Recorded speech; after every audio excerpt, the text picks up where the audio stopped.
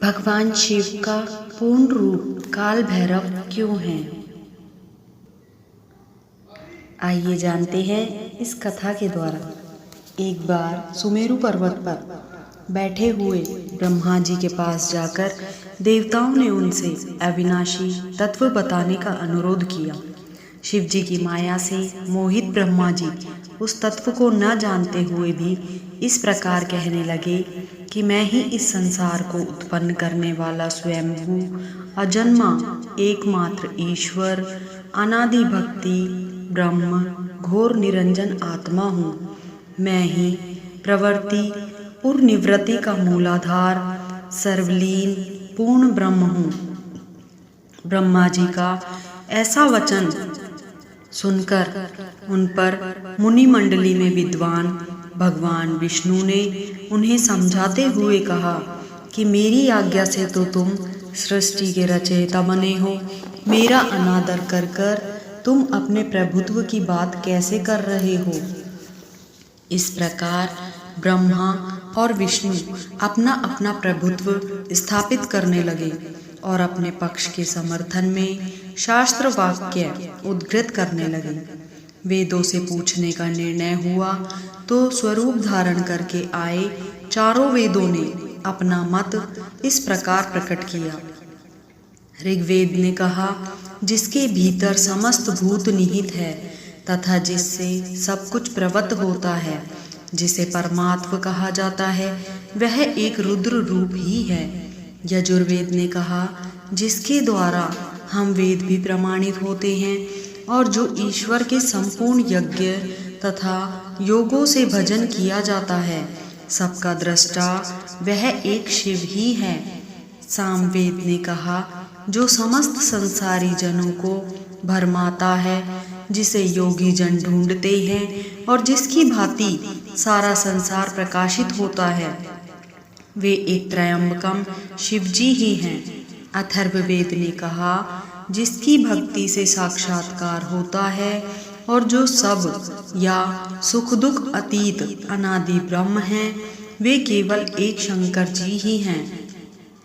विष्णु ने वेदों के इस कथन को प्रताप बताते हुए नित्य शिवा से रमण करने वाले दिगंबर पीतवर्ण धूलिधूसरित प्रेमनाथ कुवेटाधारी सर्वावेष्टित व्रपनवाही शिवजी को पर ब्रह्म मानने से इनकार कर दिया।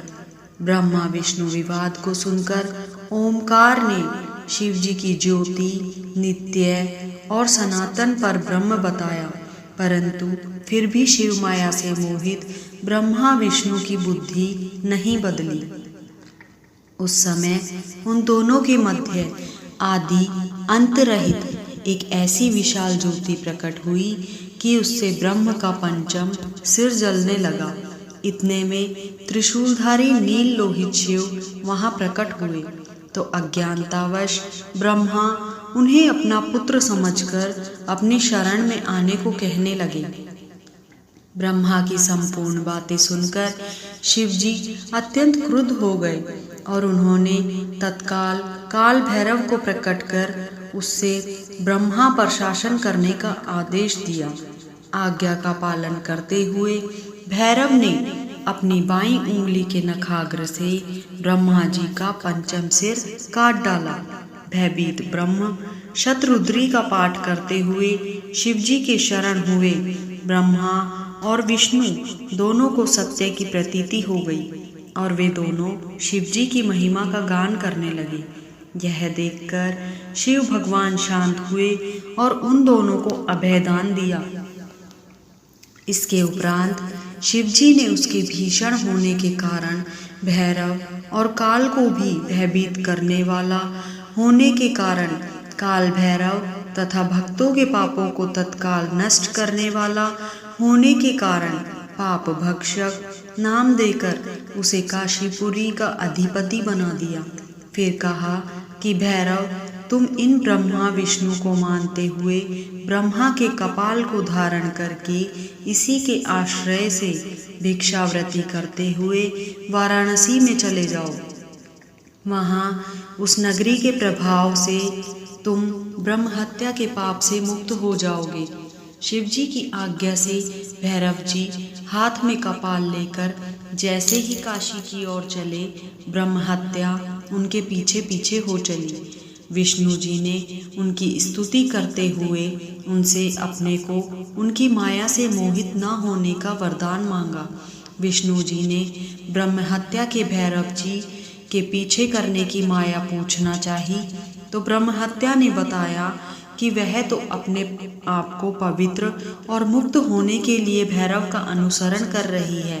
भैरव जी ज्यों ही काशी पहुँचे त्यों ही उनके हाथ से चिमटा और कपाल छूटकर पृथ्वी पर गिर गया और तभी से उस स्थान का नाम कपाल मोचन तीर्थ पड़ गया।